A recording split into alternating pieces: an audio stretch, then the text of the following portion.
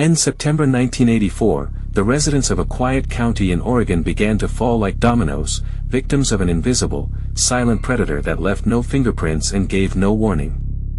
It started with a single report of nausea, but within days, the local hospitals were overflowing with over 700 people suffering from severe, inexplicable food poisoning. Forensic investigators were baffled because the biological signature pointed not to a natural outbreak, but to a calculated, laboratory-grade assault. This was the first and largest bioterrorist attack in the history of the United States, and the perpetrators weren't foreign agents or hardened criminals.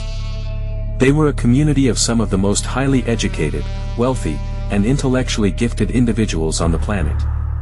This is the forensic autopsy of a dream that turned into a biological nightmare, a deep dive into the paradox of why the most brilliant minds are often the easiest to manipulate, and how a quest for ultimate freedom ended in a fortress of surveillance and poison.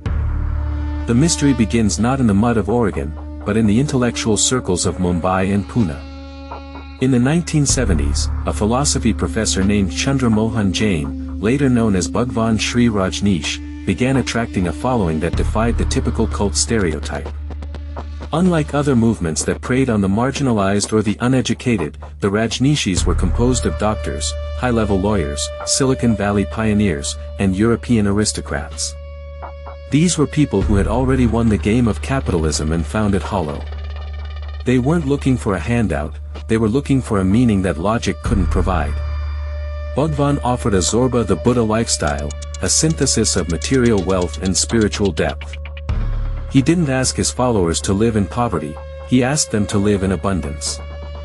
He famously owned 93 Rolls-Royces, a detail that served as a psychological litmus test. To the outside world, it was greed.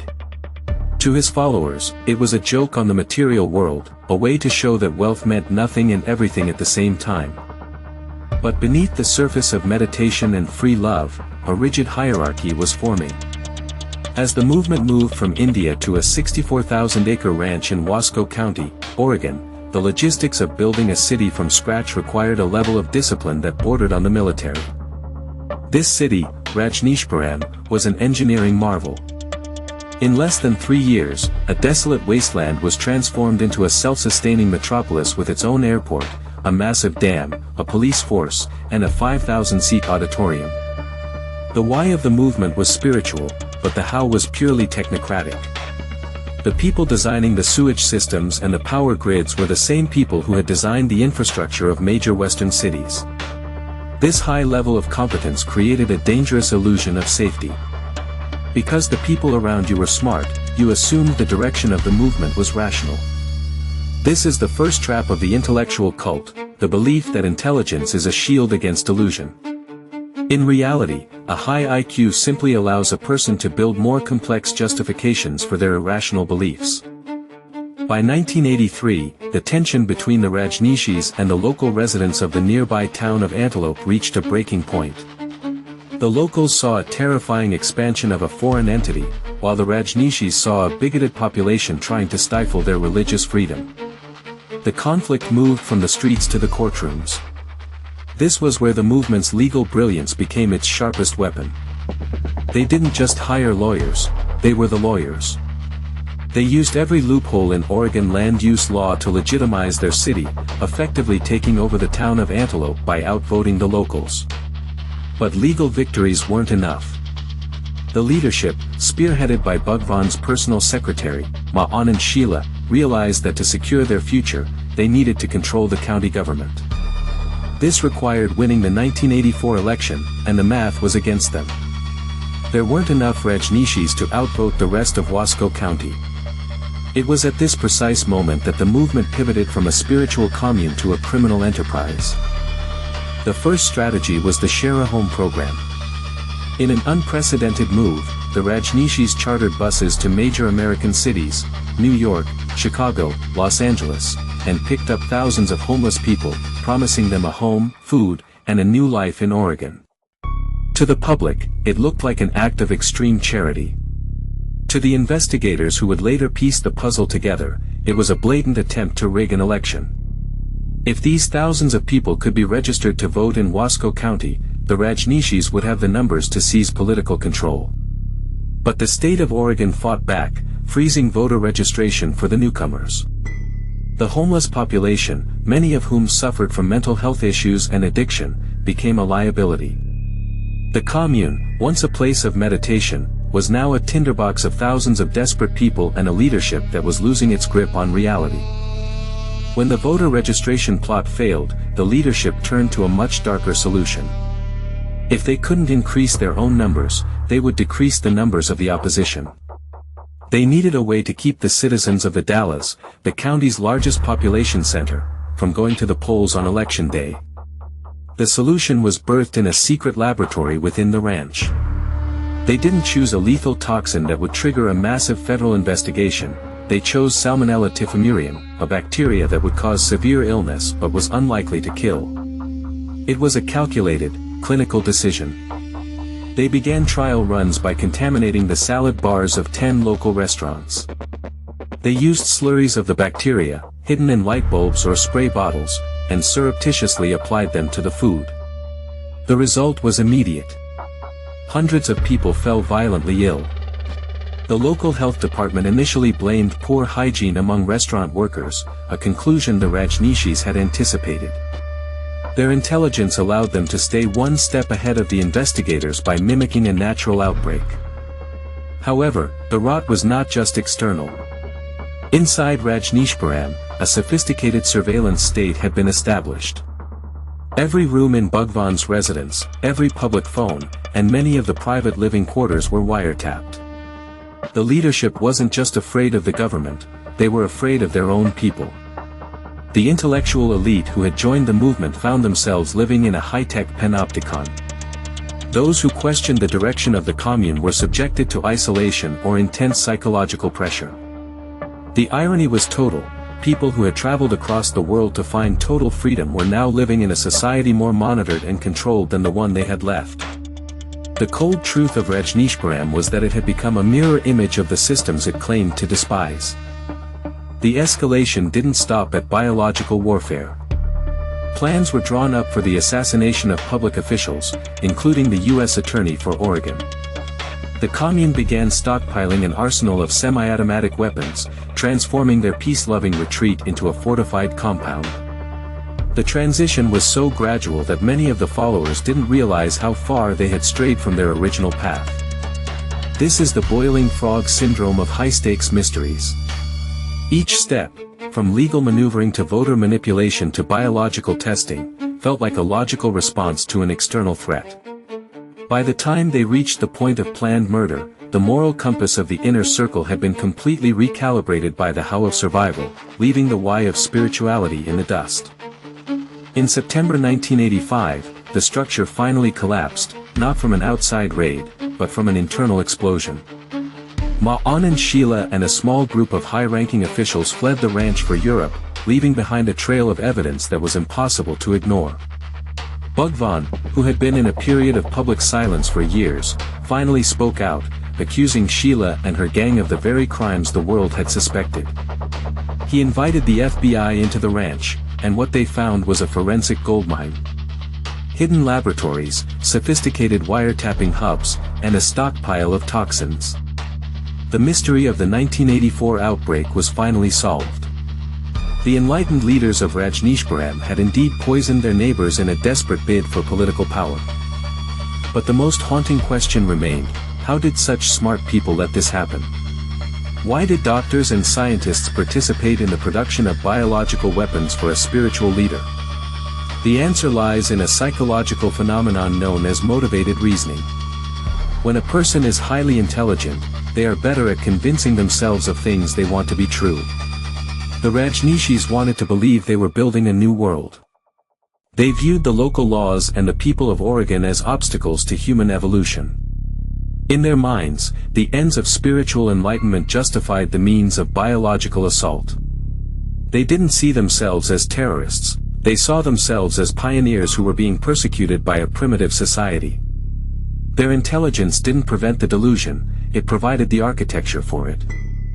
The downfall was swift. Bhagwan was arrested while attempting to flee the US in a private jet loaded with jewelry and cash. He was deported, and the city of Rajneeshpuram was dismantled. The ranch was eventually sold and turned into a youth camp, leaving behind only the concrete skeletons of the airport and the dam as a testament to the scale of the ambition. The thousands of followers were scattered back to their former lives, carrying with them the heavy burden of what they had built and what they had allowed to happen. The final reveal of the Rajneeshee mystery isn't just about a bioterror attack or a rigged election, it's a warning about the fragility of logic when it's divorced from a grounded moral reality. It shows that the most dangerous mysteries aren't the ones hidden in shadows, but the ones built in broad daylight by people who are too smart to believe they could ever be wrong. As the smoke cleared, the forensic analysis of the movement's collapse pointed to a singular failure: the centralization of power. In a community of thousands of geniuses, only one or two people were actually making the decisions. The rest were relegated to high-level tasks, their critical thinking suppressed by the collective goal. When Sheila fled, she took the organizational structure with her, leaving a vacuum that Bhagwan couldn't fill. The movement didn't end because of a lack of money or a lack of members. It ended because the narrative of enlightenment could no longer coexist with the evidence of criminality. The cognitive dissonance had become too loud to ignore. In the end, the story of Rajneeshee is a cold reminder that the search for meaning is a double-edged sword. It can lead to the heights of human achievement, building a city in a desert, or to the depths of human depravity, poisoning a town's salad bars. The why of the followers was a pure search for truth, but the how of the leadership was a ruthless pursuit of control. The mystery closes not with a final answer, but with a lingering observation, that the line between a visionary community and a criminal cult is not drawn by the intelligence of its members, but by the transparency of its power. When the gap between the public message and the private action becomes a canyon, poison is often the only thing left to fill it. The discovery of the secret laboratory, dubbed the pharmacy by the Inner Circle, provided the smoking gun that investigators had been searching for since the first resident of the Dallas fell ill. It was a sophisticated facility, hidden within the sprawling complex of the ranch, equipped with state-of-the-art incubators and specialized media used to cultivate high-potency strains of salmonella. When the FBI forensic teams entered, they found more than just petri dishes, they found a detailed log of experiments. These weren't the scribblings of amateurs. These were the meticulous records of trained biologists and medical professionals who had systematically tested different delivery methods to see which would maximize the spread of the bacteria. They had experimented with putting the slurry into water systems, spraying it onto grocery store produce, and eventually settling on the salad bars of local restaurants because the moist environment of the vegetables acted as a perfect incubator for the pathogens. The how of the operation revealed a chilling level of logistical precision. The cult members had traveled to a medical supply house in Seattle, posing as representatives of a legitimate clinical lab to purchase the original seed cultures of Salmonella typhimurium.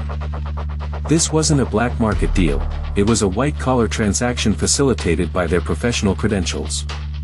Once the culture was back at the ranch, they scaled up production using large-scale fermentation techniques usually reserved for pharmaceutical manufacturing.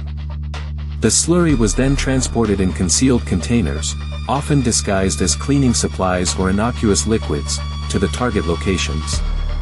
This calculated approach is what allowed them to evade detection for so long. They didn't just dump poison, they engineered an outbreak that mimicked the natural patterns of foodborne illness, leading health officials to initially suspect poor hygiene rather than biological warfare. As the forensic investigation deepened, the full scope of the Share a Home program's failure came to light. The thousands of homeless individuals brought to the ranch weren't just political pawns, they were living in a state of high-stress confinement. When the state of Oregon blocked their voter registration, the leadership realized they had a massive, unpredictable population on their hands with no way to use them for their intended purpose. The solution was as dark as the poisoning of the town. Internal reports indicated that the leadership began sedating the homeless population by adding tranquilizers to their communal meals. This was done to keep the peace and prevent the growing unrest from boiling over into a riot. The very people who had been promised a new life and spiritual awakening were being chemically restrained by the same hands that were cultivating bacteria in the lab next door. The transition from a spiritual retreat to a paramilitary state was catalyzed by a deep-seated siege mentality.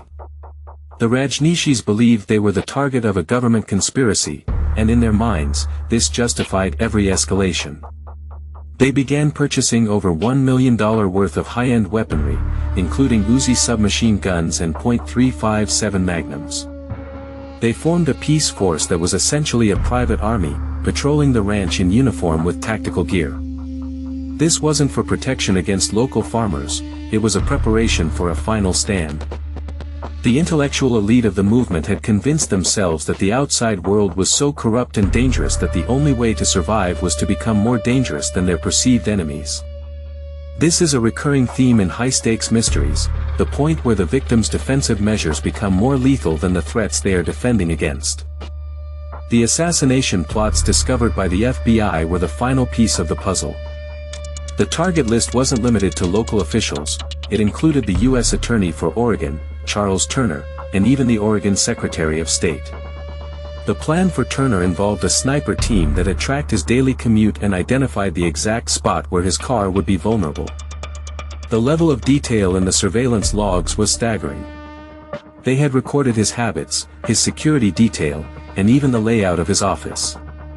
This wasn't the work of impulsive radicals, it was the work of individuals who understood the mechanics of power and the logistics of elimination.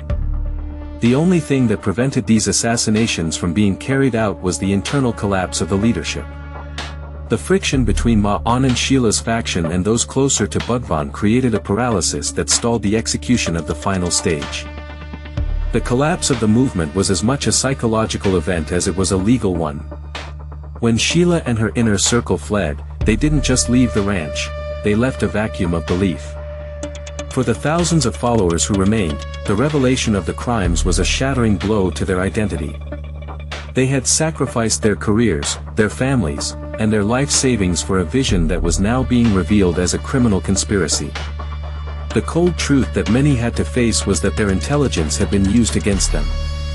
Their ability to rationalize and think abstractly had allowed them to ignore the physical evidence of corruption right in front of them. This is the ultimate reveal of the Rajneeshee mystery. The most dangerous weapon in a cult isn't a bioweapon or a gun, it's the follower's own capacity for self-deception. Bhagwan Sri Rajneeshee's role in the crimes remains one of the most debated aspects of the case. While he claimed total ignorance, the FBI's investigation into the wiretapping system showed that his private quarters were the hub of the surveillance network. Whether he ordered the poisonings or simply allowed a climate where such things were inevitable, the result was the same. His 1985 arrest in Charlotte, North Carolina, while attempting to flee to Bermuda, marked the end of the experiment. He was found with $58,000 in cash and 35 watches, a stark contrast to the spiritual transcendence he preached. His subsequent plea deal and deportation were the final nails in the coffin of the city in the desert. Today, the ranch stands as a silent monument to this period of American history. Most of the buildings have been repurposed, but the scars on the land remain. The 1984 bioterror attack is now taught in medical and counterterrorism schools as a case study in non-traditional threats. It serves as a reminder that the greatest dangers often come from the most unexpected sources. The people of the Dallas eventually recovered, but the trust in their community was permanently altered. They had been the test subjects for a group of people who believed they were the future of humanity. The mystery of Rajneeshee is a story of how brilliance can be weaponized. It shows that when a group of high IQ individuals isolates themselves and adopts a the ends justify the means philosophy, the results are predictably catastrophic. The information gap that began with a mysterious outbreak in an Oregon salad bar was closed by a forensic trail that led back to a laboratory of enlightened scientists. The why of the movement, the search for a deeper meaning, was real, but it was hijacked by the how of power and control. In the end, the most complex mystery wasn't the chemical composition of the poison, but the human mind's ability to justify the unjustifiable in the name of a higher truth. The final synthesis of the case reveals a chilling reality: we are all susceptible to the same traps if we value the narrative more than the evidence. The Rajneeshees weren't fools, they were people who fell in love with a story and stopped looking at the facts. Their legacy isn't one of spiritual growth, but of a biological assault that changed the way the world looks at security and domestic extremism.